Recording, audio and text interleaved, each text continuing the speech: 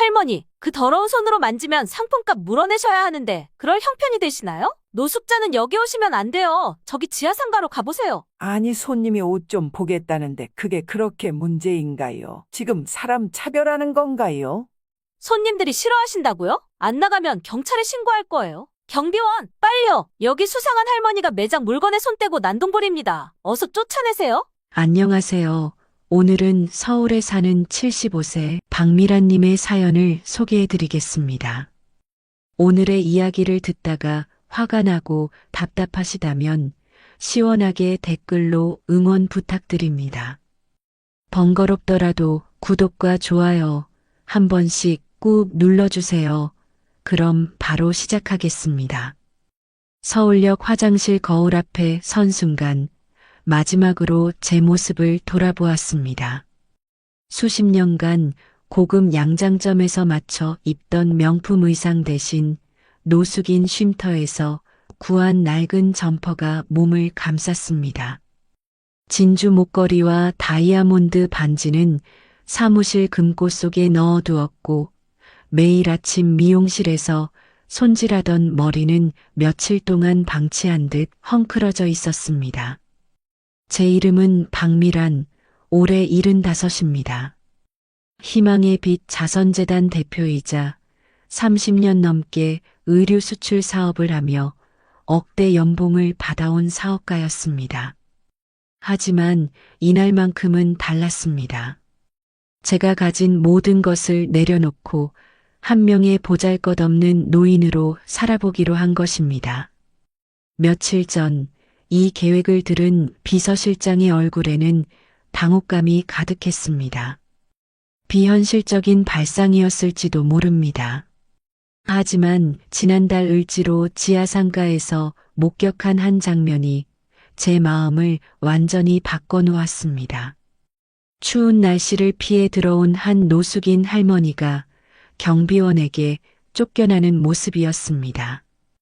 그때 할머니의 눈빛에서 본 절망감은 수십 년간 돈과 성공만을 쫓아온 제 삶을 통째로 뒤흔들어 놓기에 충분했습니다.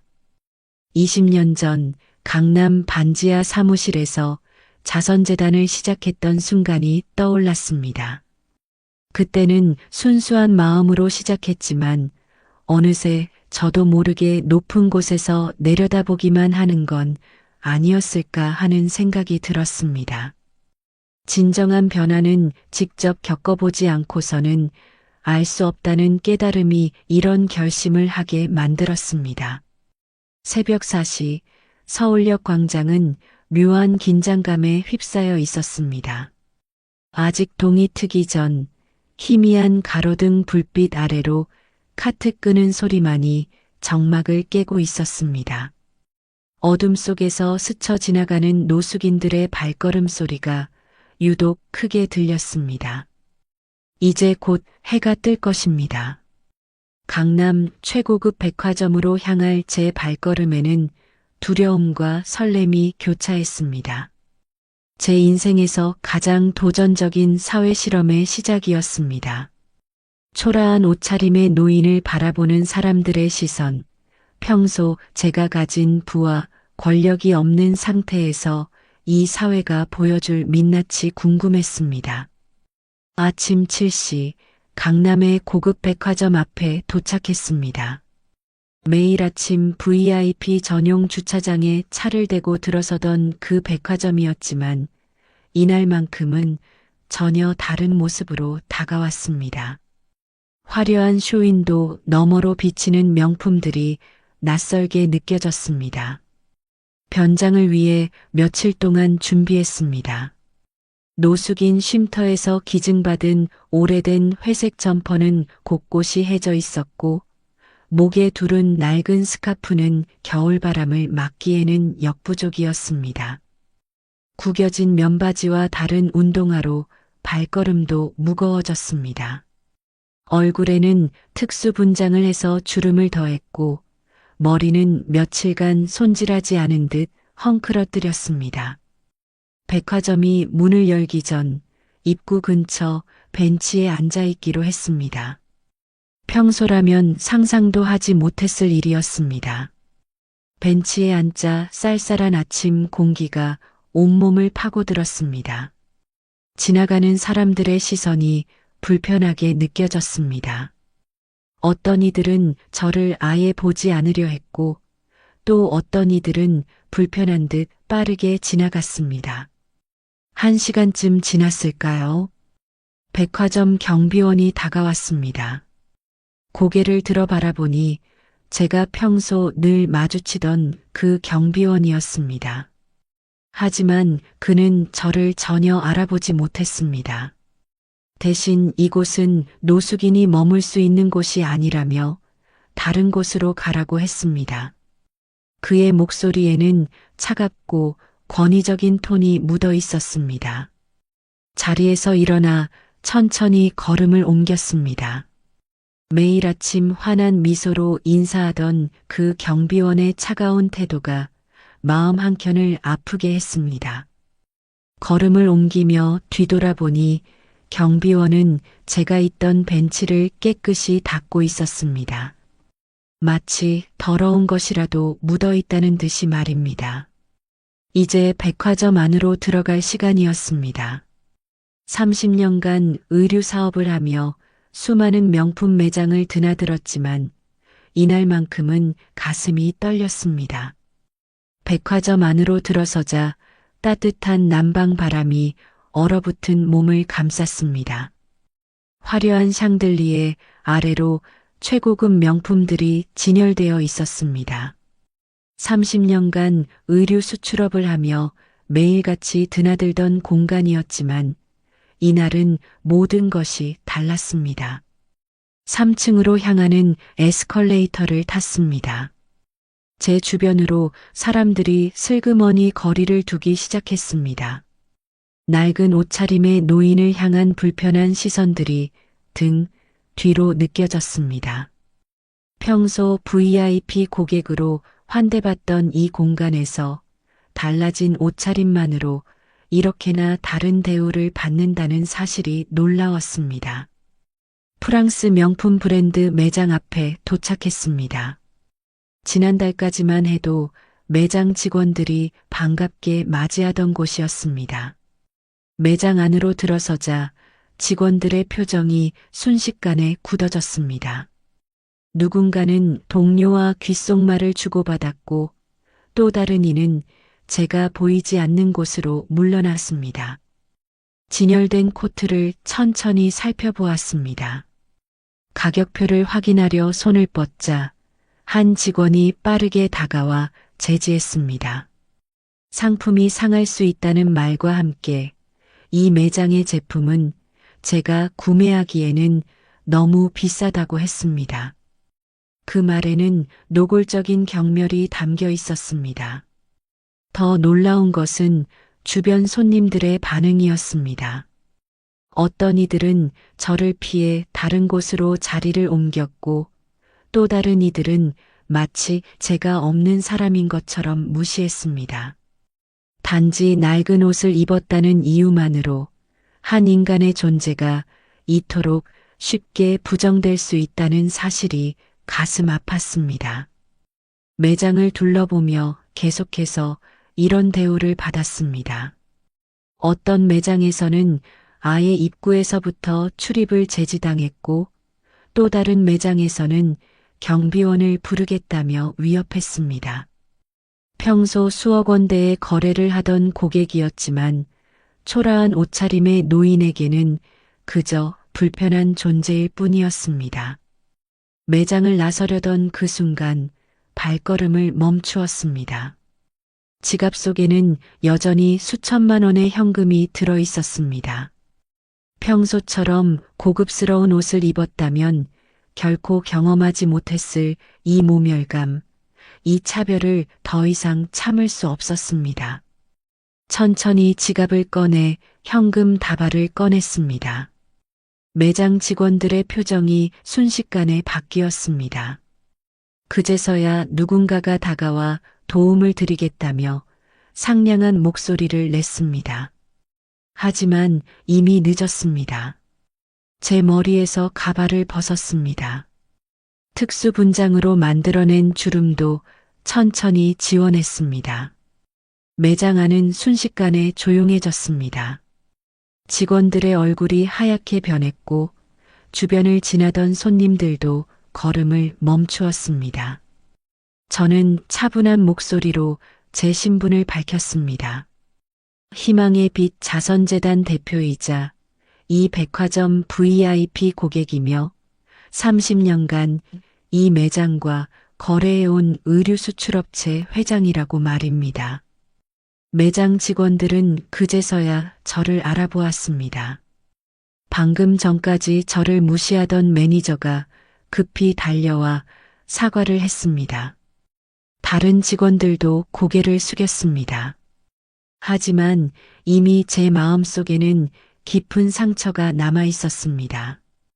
겉모습만으로 사람을 판단하는 이 사회의 민낯을 적나라하게 목격했기 때문입니다.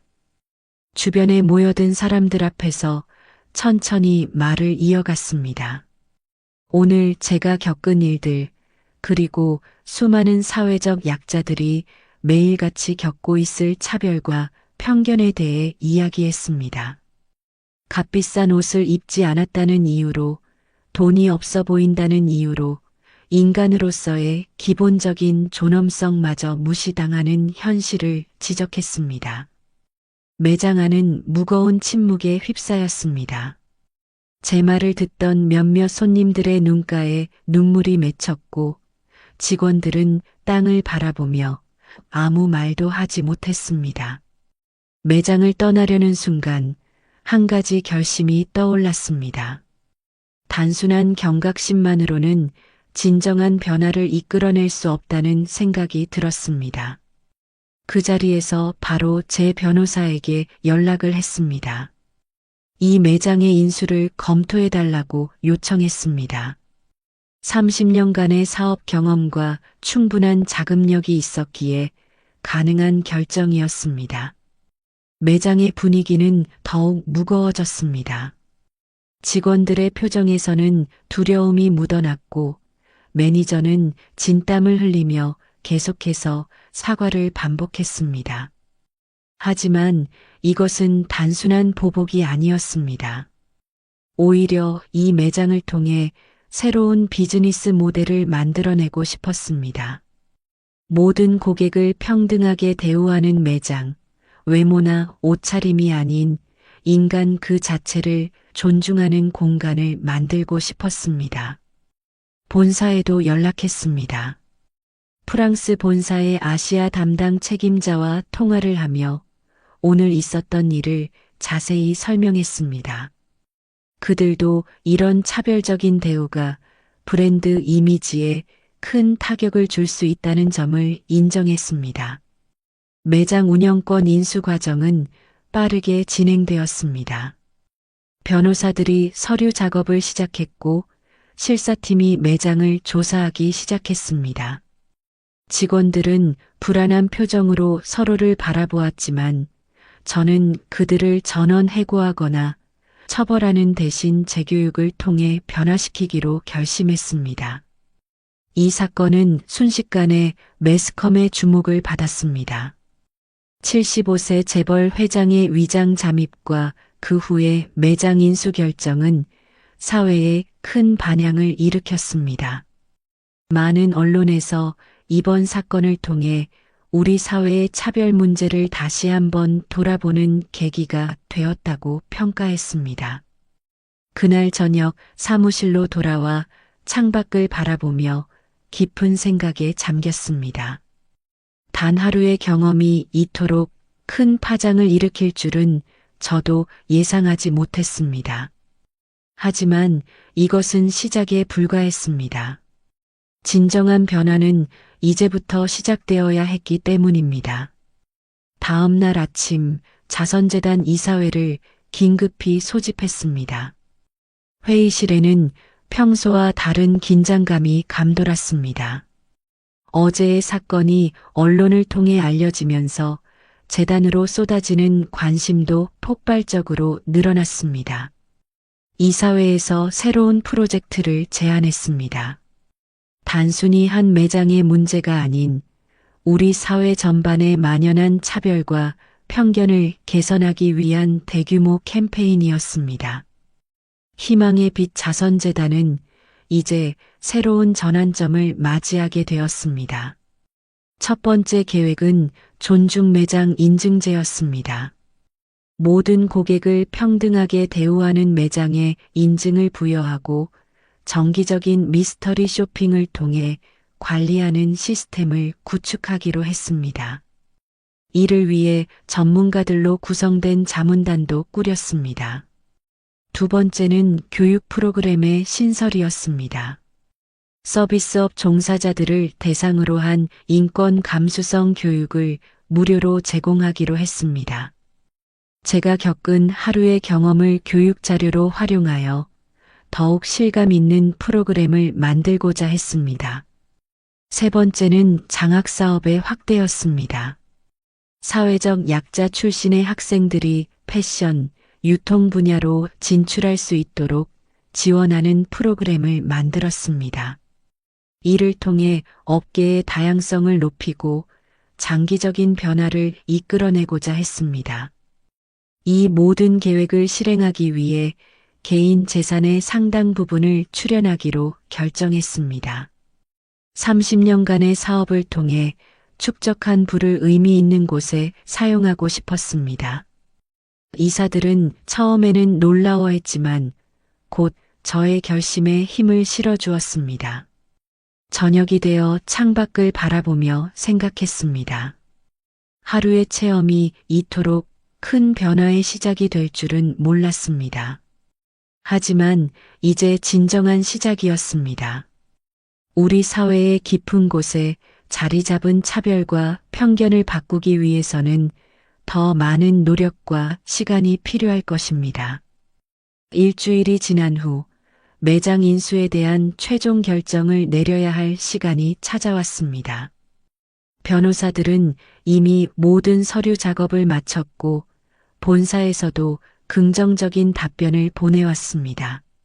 하지만 제 마음속에는 새로운 고민이 자리 잡고 있었습니다. 사무실에서 밤늦게까지 혼자 남아 지난 일주일간의 일들을 돌아보았습니다. 매장 직원들의 진심 어린 반성문을 읽었고 본사에서 제출한 개선 방안도 검토했습니다. 특히 직원들이 자발적으로 만든 고객 존중 서비스 헌장은 깊은 인상을 남겼습니다. 매장의 젊은 직원 하나가 보내온 편지가 특히 기억에 남았습니다. 그동안 무의식적으로 행해왔던 차별적 행동들에 대한 깊은 반성과 함께 앞으로는 모든 고객을 인간적으로 대우하겠다는 다짐이 담겨 있었습니다. 깊은 고민 끝에 매장 인수를 하지 않기로 결정했습니다. 처벌이나 소유권 이전보다 더 중요한 것은 자발적인 변화라고 판단했기 때문입니다. 대신 매장 측과 새로운 협약을 맺었습니다. 협약의 내용은 세 가지였습니다. 첫째, 전 직원을 대상으로 한 인권 감수성 교육의 정기적 실시. 둘째, 사회적 약자 채용 할당제 도입. 셋째, 매출의 일정 부분을 사회환원 기금으로 출연하는 것이었습니다. 본사에서도 이 협약을 전국 매장의 표준 지침으로 채택하기로 했습니다. 처벌이 아닌 교육과 변화를 선택한 저의 결정이 오히려 더 큰 파급력을 가져온 것입니다.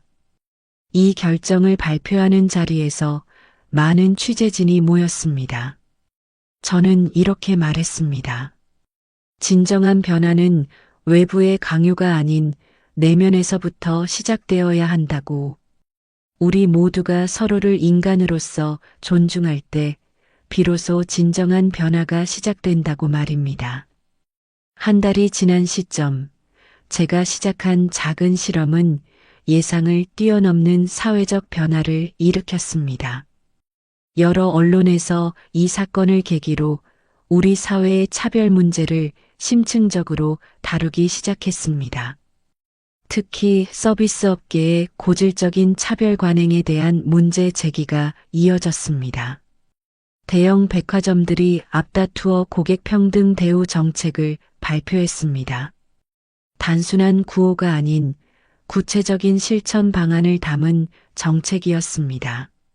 미스터리 쇼핑 제도를 도입하고 직원 교육을 강화하며 차별신고 센터를 설치하는 등 실질적인 변화가 시작되었습니다. 더욱 고무적인 것은 젊은 층의 반응이었습니다. SNS에서는 해시태그 존중 캠페인이라는 해시태그가 바이럴을 일으켰고 많은 젊은이들이 자신들이 겪은 차별 경험을 공유하기 시작했습니다. 이는 단순한 온라인 운동을 넘어 실제 사회 변화로 이어졌습니다. 대학에서는 특강 요청이 쇄도했습니다. 경영학과, 서비스학과 학생들에게 이번 사건의 교훈을 전달해달라는 요청이었습니다. 미래의 경영자들에게 인간 존중의 가치를 심어주는 것, 이것이야말로 가장 의미 있는 변화라고 생각했습니다. 여러 기업의 임원들도 저를 찾아왔습니다. 기업의 사회적 책임에 대해 조언을 구하고 자사의 서비스 정책을 개선하고 싶다는 의견을 전했습니다. 작은 실험이 이토록 큰 파장을 일으킬 줄은 저도 예상하지 못했습니다. 한 시사 프로그램에서는 이번 사건을 의미 있는 사회 실험이라고 평가했습니다. 한 사람의 용기 있는 행동이 어떻게 사회 전반의 변화를 이끌어낼 수 있는지 보여준 사례라는 것입니다. 하지만 저는 이것이 끝이 아닌 시작이라고 생각했습니다. 사건이 있은 지 2달이 지난 어느 날 강남의 한 카페에서 특별한 만남이 있었습니다. 평소처럼 아침 커피를 마시러 들른 카페였지만 그날은 제 인생에 깊은 울림을 주는 순간이 기다리고 있었습니다. 카페 구석에서 교복을 입은 한 고등학생이 제 시선을 끌었습니다. 꽤 낡은 교복을 입은 학생은 작은 테이블에 앉아 수학 문제집을 풀고 있었습니다. 2시간이 지나도 같은 자리에서 책을 보고 있었고 주문한 음료는 단 한 잔뿐이었습니다. 직원들이 그 학생을 향해 불편한 시선을 보내기 시작했습니다. 마치 2달 전 제가 겪었던 그 시선과 똑같았습니다. 자리만 차지하고 있다는 듯한 어서 나가주었으면 하는 그런 시선이었습니다. 학생의 테이블로 다가갔습니다. 가까이서 보니 교복은 여기저기 기워 입은 흔적이 있었고 책상 위의 문제집은 도서관에서 빌린 것처럼 보였습니다. 하지만 학생의 눈빛만은 반짝반짝 빛나고 있었습니다. 이야기를 나누어 보니 학생은 의대를 목표로 공부하고 있었습니다. 집에서는 공부할 환경이 되지 않아 매일 이 카페에서 공부한다고 했습니다. 한 잔의 커피를 마시고 몇 시간씩 앉아 있는 것이 미안하지만 다른 갈 곳이 없다고 했습니다. 그 자리에서 바로 결정을 내렸습니다. 이 학생을 위한 장학 프로그램을 만들기로 한 것입니다. 단순히 학비를 지원하는 것이 아닌 공부할 수 있는 공간과 멘토링까지 제공하는 종합적인 지원 프로그램이었습니다. 학생의 눈시울이 붉어졌습니다. 그동안 얼마나 많은 사람들의 차가운 시선을 견뎌왔을지 그 마음이 충분히 전해져 왔습니다. 이제는 당당하게 자신의 꿈을 향해 달려갈 수 있다는 학생의 말에 오히려 제 마음이 뭉클해졌습니다. 이제 이야기를 마무리하려 합니다. 그날의 실험으로 시작된 3달간의 여정은 저에게 깊은 깨달음을 주었습니다. 75년을 살아오면서 수많은 성공과 실패를 경험했지만 이번만큼 제 내면의 성장을 가져온 적은 없었습니다. 재단 사무실 창가에 서서 지나가는 사람들을 바라보는 제 시선도 달라졌습니다. 더 이상 그들을 돕는 대상으로만 보지 않게 되었습니다. 우리는 모두 같은 눈높이에서 서로를 바라보아야 할 동등한 인간이라는 것을 깊이 깨달았습니다. 한때는 제가 가진 부와 권력이 세상을 변화시킬 수 있다고 생각했습니다. 하지만 진정한 변화는 우리 모두의 마음속에서 시작된다는 것을 알게 되었습니다. 그 누구도 외모나 옷차림으로 판단받아서는 안 됩니다. 우리는 모두 존엄한 인간이기 때문입니다. 희망의 빛 재단은 이제 새로운 방향으로 나아가고 있습니다. 단순한 자선 사업을 넘어 사회의 인식을 변화시키는 일에 더 큰 초점을 맞추게 되었습니다. 수많은 기업들과 협력하여 차별 없는 서비스 문화를 만들어가고 있으며 젊은이들에게 인간 존중의 가치를 전파하고 있습니다.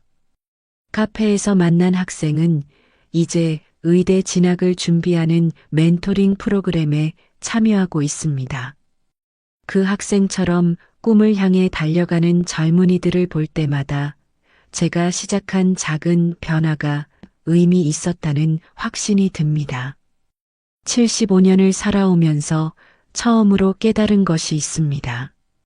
진정한 부자는 통장 잔고로 결정되는 것이 아니라 타인을 향한 존중의 마음을 얼마나 가지고 있느냐로 결정된다는 것입니다. 외모나 지위가 아닌 한 사람의 인격 자체를 보는 눈을 가진 사람이야말로 진정한 부자라는 것을 말입니다. 이 이야기를 들려드린 것은 단순히 제 경험을 나누기 위해서가 아닙니다. 오늘 밤 이 이야기를 듣고 계신 모든 분들이 주변에 소외된 이웃들을 향해 따뜻한 시선을 보낼 수 있기를 바라는 마음에서입니다. 작은 관심과 배려가 모여 우리 사회를 더 나은 곳으로 만들 수 있다고 믿습니다. 다음은 올해 68배 최서진님의 사연입니다. 미쉐린 3스타 레스토랑 하늘정원의 주방에서 마지막 서비스가 끝났습니다. 늦은 밤 오너 셰프인 제가 창가에 서서 서울의 야경을 바라보고 있었습니다. 63층에서 내려다 보이는 도시의 불빛이 마치 별처럼 반짝였습니다.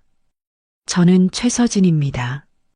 올해 68, 40년간의 요리 인생을 통해 국내 최초로 미쉐린 3스타를 획득한 셰프입니다. 하지만 이날 밤 제 마음은 그 어느 때보다 무거웠습니다. 일주일 전 청소 용역업체 담당자와의 면담이 있었습니다. 청소 직원들의 계약 갱신건이었는데 그 자리에서 들은 이야기가 저를 충격에 빠뜨렸습니다. 우리 레스토랑 직원들이 청소 근무자들을 인격적으로 모욕하고 비하하는 일이 다반사라는 것이었습니다. 처음에는 믿기지 않았습니다.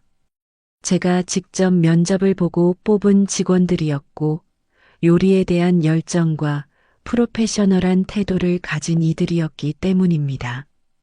하지만 CCTV를 확인해 보니 사실이었습니다. 특히 주방에서 일어나는 일들은 제 예상을 훨씬 뛰어넘는 것이었습니다. 그날 이후 잠을 이루지 못했습니다. 40년간 주방에서 일하며 겪었던 냉혹한 위계 문화가 떠올랐습니다.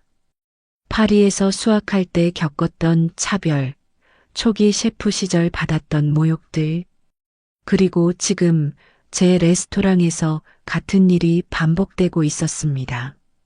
결심했습니다. 직접 청소부로 위장해 우리 레스토랑의 실상을 파악하기로 한 것입니다. 특수분장 전문가를 찾아갔고 청소 용역업체의 협조도 구했습니다. 다행히 용역업체 사장은 제 계획에 동의했고 실제 청소부처럼 보이기 위한 교육도 해주었습니다. 40년간의 요리 인생 중 가장 위험한 도전이 될 것임을 알았습니다. 하지만 이대로는 안 되었습니다. 하늘정원이라는 이름에 걸맞게 모든 사람이 존중받는 진정한 미쉐린 3스타 레스토랑을 만들고 싶었습니다. 이제 시작입니다. 내일부터 저는 65세의 청소 아주머니 김순자가 되어 이 레스토랑에서 일하게 됩니다.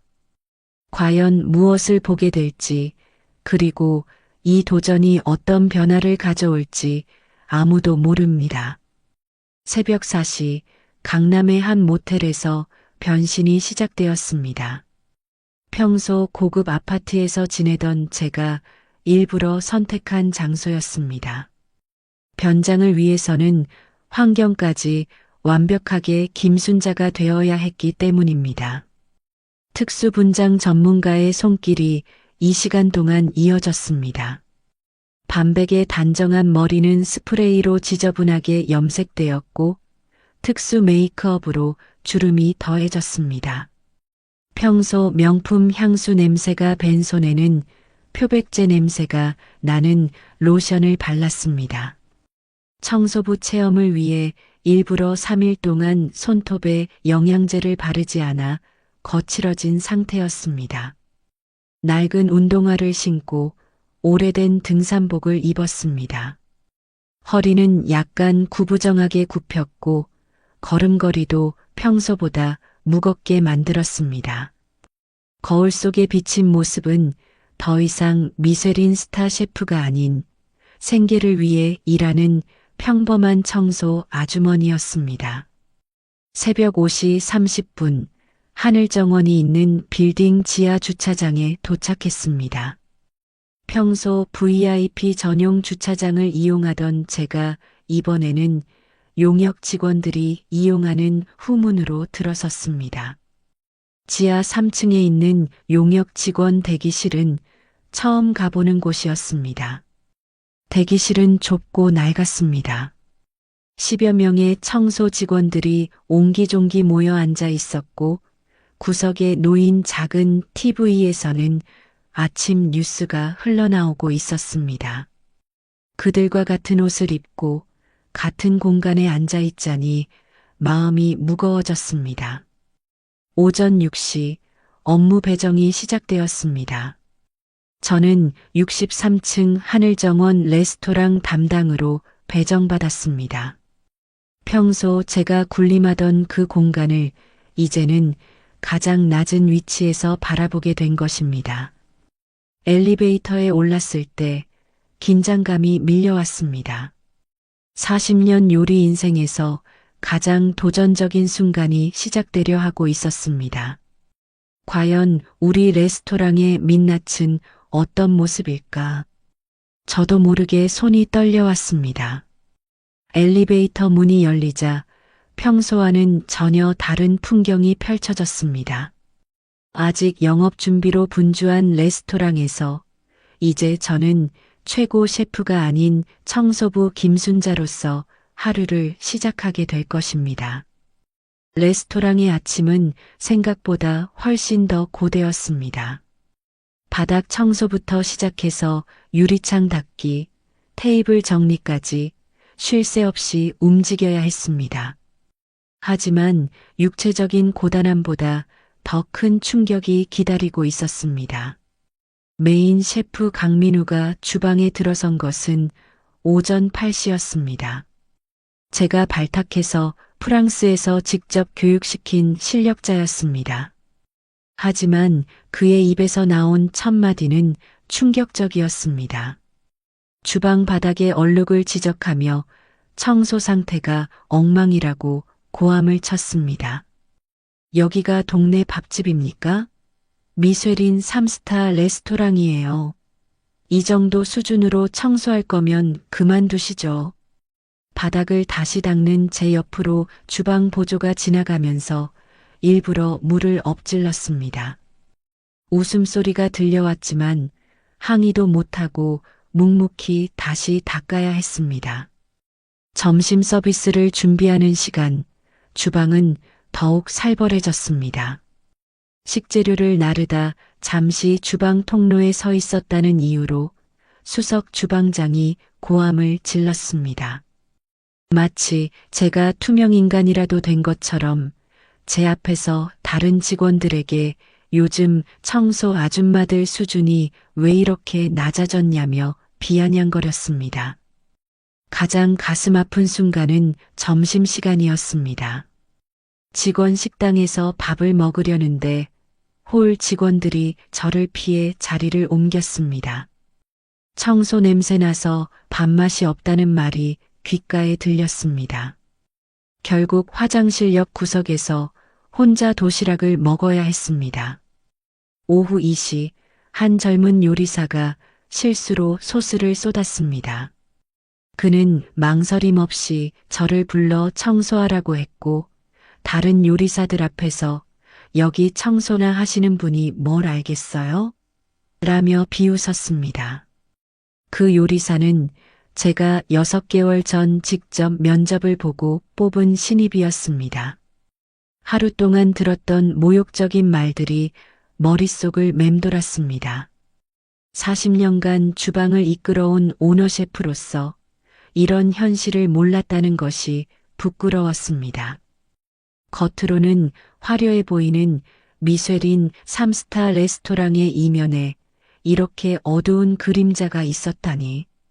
저녁 서비스를 준비하며 주방에서 들려오는 웃음소리가 더 이상 즐겁게 들리지 않았습니다. 그들의 웃음 뒤에 숨겨진 차별과 무시, 그리고 폭력적인 위계 문화가 보였기 때문입니다. 레스토랑이 술렁이기 시작한 것은 저녁 7시였습니다. 프랑스 미쉐린 가이드 심사위원이 예약 없이 방문한 것입니다. 모든 직원이 긴장했고 주방은 전쟁터처럼 변했습니다. 강민우 메인 셰프는 평소보다 더 날카로워졌습니다. 주방 보조가 실수로 그릇을 떨어뜨리자 접시를 던지며 고함을 질렀고 저를 향해서는 거슬리니까 눈에 보이지 말라며 주방 청소를 중단시켰습니다. 심사위원은 코스 요리의 마지막 디저트를 즐기고 있었습니다. 그때였습니다.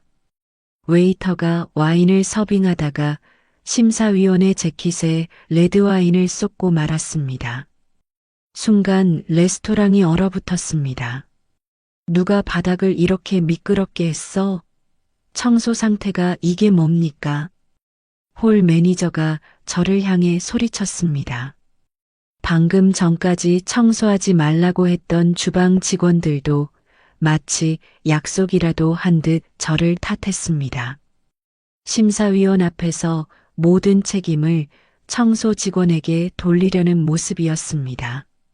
죄송합니다만 제가 방금 전까지 청소를 하지 말라는 지시를 받았습니다. 제 말에 홀 매니저의 얼굴이 일그러졌습니다. 감히 청소 아주머니가 항변하다니 용납할 수 없다는 듯한 표정이었습니다. 그게 무슨 말도 안 되는 변명이에요? 지금 저 손님이 누구신 줄 알아요? 당신 때문에 우리 레스토랑 평판이 땅에 떨어지게 생겼잖아요. 그때 심사위원이 자리에서 일어섰습니다. 모두가 그의 반응을 긴장된 표정으로 지켜보고 있을 때 예상치 못한 말이 나왔습니다. 레스토랑의 진정한 가치는 음식의 맛이나 서비스만이 아니라 모든 직원을 어떻게 대우하는지에서도 드러나는 법입니다. 심사위원의 날카로운 지적에 레스토랑은 침묵에 빠졌습니다.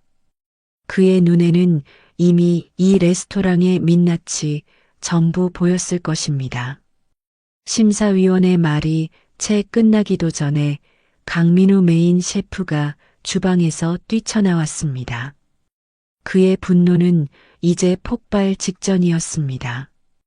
김순자 씨, 이제 그만 퇴근하시죠.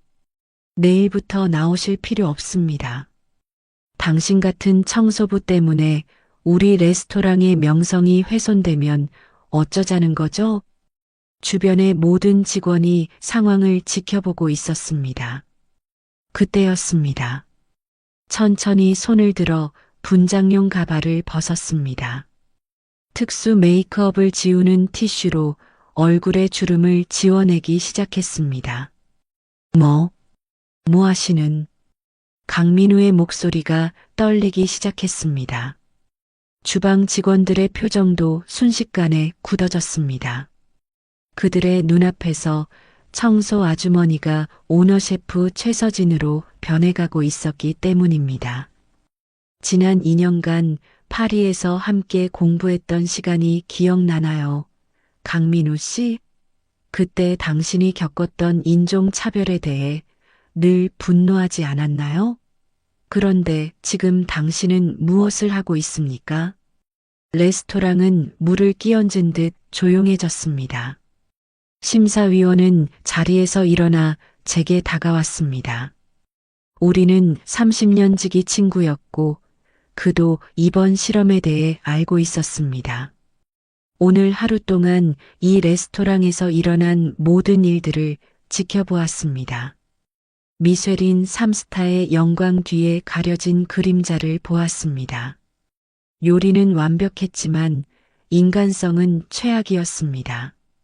직원들의 얼굴이 창백해졌습니다. 홀 매니저는 그 자리에서 무릎을 꿇었고 강민우는 아무 말도 하지 못한 채 고개를 떨구었습니다. 여러분이 그토록 무시하고 비하했던 그 청소부가 바로 저였습니다.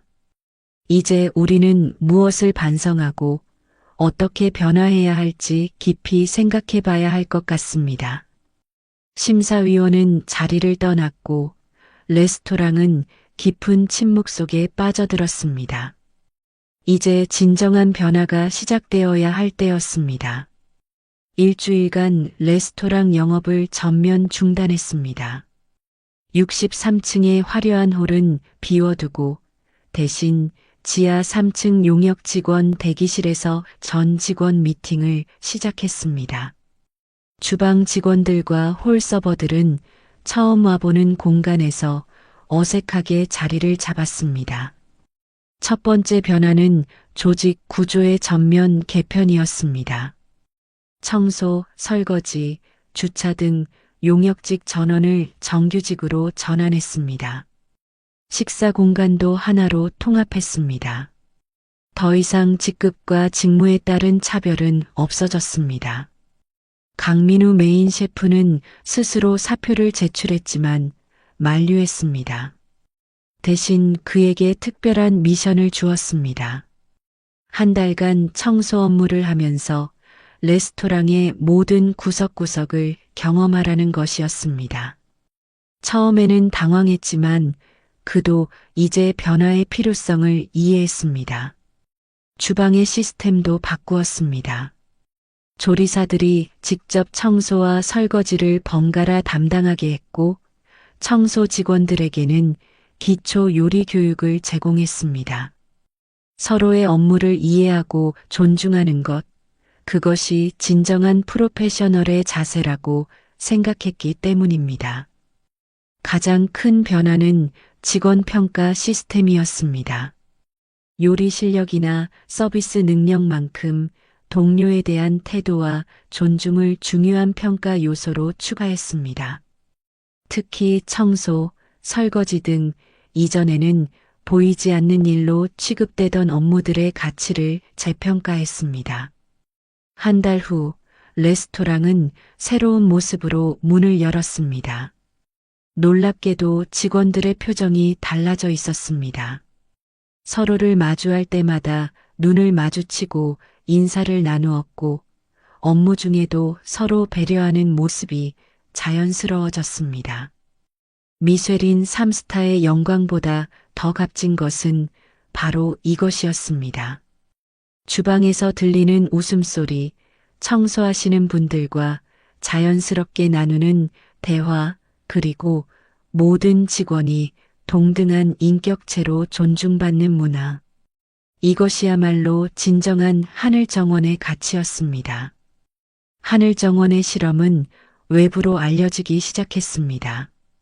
한 경제지 기자가 우연히 저희 레스토랑의 변화를 취재하게 되었고 그의 기사는 요식업계에 폭발적인 반향을 일으켰습니다.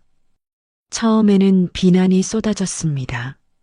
미쉐린 스타 레스토랑의 품격을 떨어뜨린다는 지적, 오너 셰프가 할 일이 아니라는 비판, 마케팅을 위한 쇼라는 냉소까지. 특급 호텔 셰프들은 공개적으로 저를 비판했고 일부 단체는 미쉐린 가이드에 항해 서한을 보내기도 했습니다. 하지만 변화는 조용히 시작되고 있었습니다. 한 유명 프랜차이즈 레스토랑 대표가 찾아와 저희의 직원 교육 프로그램을 벤치마킹하고 싶다고 했습니다. 호텔 업계에서도 문의가 이어졌습니다. 특히 용역직의 정규직 전환 사례는 많은 기업의 관심을 끌었습니다. 해외 언론의 반응은 더욱 뜨거웠습니다. 프랑스의 유명 요리 전문지는 아시아에서 시작된 주방혁명이라는 제목으로 특집 기사를 실었고 영국 BBC는 다큐멘터리 제작을 제안해왔습니다. 가장 놀라운 변화는 경쟁 레스토랑들의 태도였습니다. 처음에는 비웃던 그들이 이제는 하나둘씩 변화하기 시작했습니다. 한 미쉐린 2스타 레스토랑은 청소 직원들을 위한 요리 교실을 열었고 다른 유명 레스토랑은 직원 차별 신고 제도를 도입했습니다. 요리 학교들도 달라졌습니다. 조리사 양성 과정에 주방 윤리와 인권 감수성 과목이 추가되었고 청소와 설거지 실습이 필수 과정이 되었습니다. 미래의 셰프들이 주방의 모든 업무를 존중하는 마음을 배우게 된 것입니다. 3개월 만에 외식업계 전반에 새로운 바람이 불었습니다. 하늘정원식 혁신이라는 말이 생겼고 이는 곧 차별 없는 일터의 대명사가 되었습니다. 우리의 작은 실험이 이토록 큰 변화를 가져올 줄은 저도 예상하지 못했습니다. 변화의 바람이 불던 어느 날 뜻밖의 전화를 받았습니다. 용역업체에서 일하던 청소 직원 5분이 그만두었다는 소식이었습니다. 걱정했던 것과 달리 그분들은 각자의 작은 분식점을 열었다고 했습니다. 하늘정원에서 배운 요리 실력과 서비스 정신을 바탕으로 새로운 도전을 시작한 것입니다. 이 소식은 저에게 새로운 영감을 주었습니다.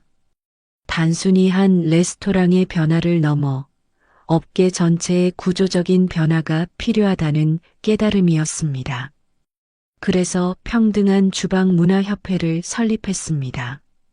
협회의 첫 번째 프로젝트는 히든 셰프 프로그램이었습니다. 청소와 설거지를 담당하는 직원들 중 요리에 재능이 있는 분들을 발굴하여 전문 교육을 제공하는 것입니다. 각 분야 최고의 셰프들이 재능 기부로 강의를 맡았고 미쉐린 스타 레스토랑들이 인턴십 기회를 제공했습니다. 두 번째는 주방 인권 지킴이 제도였습니다. 익명으로 차별과 폭력을 신고할 수 있는 핫라인을 개설하고 법률 지원단을 구성했습니다. 주방에서의 폭언과 폭행이 더 이상 관행이나 전통으로 정당화될 수 없도록 만들었습니다. 세 번째로 모두의 주방 캠페인을 시작했습니다. 고급 레스토랑부터 길거리 포장마차까지 모든 주방에서 일하는 사람들의 이야기를 다큐멘터리로 제작했습니다.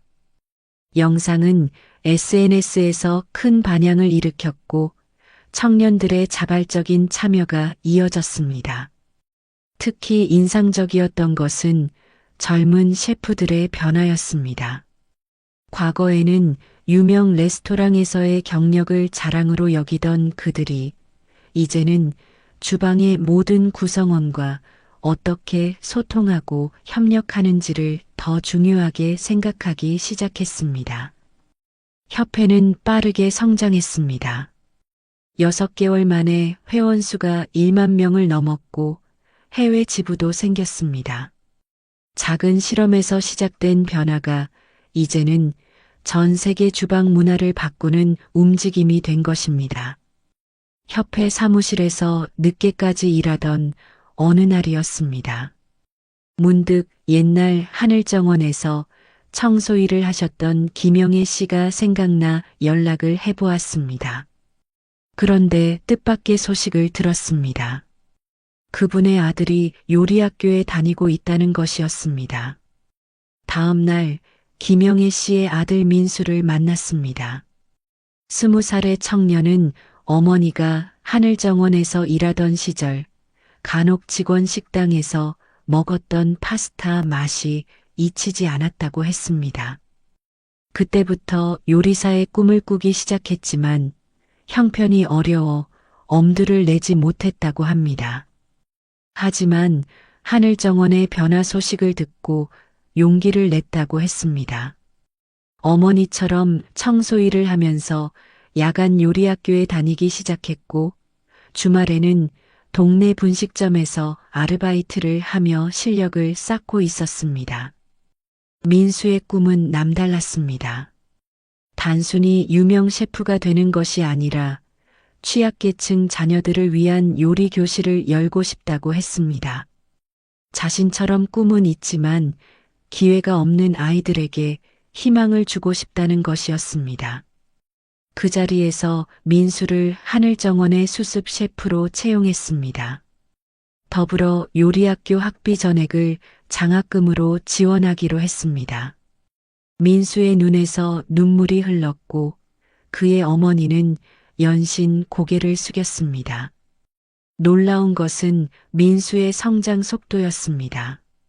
기초가 부족했지만 열정만큼은 누구보다 뜨거웠습니다. 퇴근 후에도 주방에 남아 연습했고 선배 셰프들에게 끊임없이 질문했습니다. 청소 스태프들과도 자연스럽게 어울렸고 그들의 고충을 누구보다 잘 이해했습니다. 6개월이 지난 후 민수는 하늘정원의 브런치 메뉴 개발을 맡게 되었습니다. 그가 만든 엄마의 도시락 메뉴는 레스토랑의 새로운 인기 메뉴가 되었습니다. 어머니가 청소 일을 마치고 지친 몸을 이끌고 만들어주던 도시락의 맛을 재현한 것이었습니다. 민수를 보며 생각했습니다. 우리의 작은 변화가 한 청년의 인생을 바꾸어 놓았고 그 청년은 다시 다른 이들의 삶을 바꾸어 나갈 것입니다. 이것이야말로 진정한 변화의 시작이 아닐까요? 1년이 지난 어느 봄날 하늘정원에서 특별한 행사가 열렸습니다. 모두의 주방 1주년 기념식이었습니다. 이 자리에는 미쉐린 스타 셰프들부터 청소 스태프까지 주방과 관련된 모든 직군의 사람들이 한자리에 모였습니다. 행사장 한쪽에서는 민수가 이끄는 청년 셰프들이 팝업 레스토랑을 열었습니다. 그들이 만든 메뉴는 단순한 음식이 아닌 각자의 사연과 꿈을 담은 이야기였습니다. 청소부 출신 어머니의 도시락에서 영감을 받은 메뉴, 설거지 아르바이트를 하며 개발한 레시피 등 진정성 있는 요리들이 손님들의 마음을 움직였습니다. 강민우는 이제 하늘정원의 총괄 셰프가 되어 있었습니다. 한 달간의 청소 업무를 통해 그는 완전히 다른 사람이 되었습니다. 주방에서는 더 이상 고함 소리가 들리지 않았고 대신 서로를 배려하는 따뜻한 대화가 가득했습니다.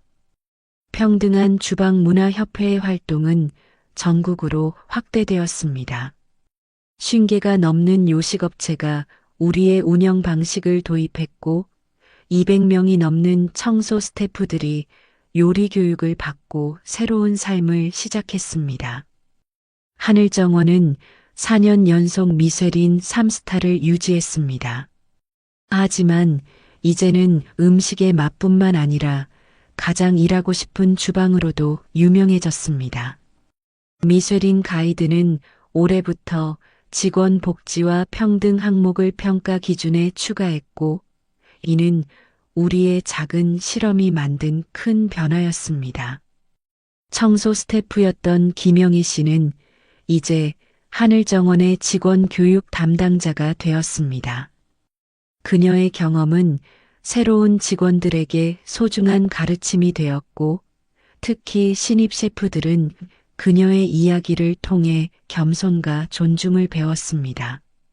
1년 전 위장 잠입으로 시작된 변화는 이제 거대한 물결이 되어 요식업계 전체를 변화시키고 있었습니다. 주방의 계급 문화는 사라지고 서로를 존중하는 새로운 문화가 자리 잡았습니다. 창밖으로 보이는 서울의 야경을 바라보며 생각했습니다. 진정한 맛이란 무엇일까요? 그것은 단순히 음식의 맛이 아닌 그 음식을 만드는 모든 사람들의 마음이 조화롭게 어우러질 때 비로소 완성되는 것임을 이제야 깨달았습니다.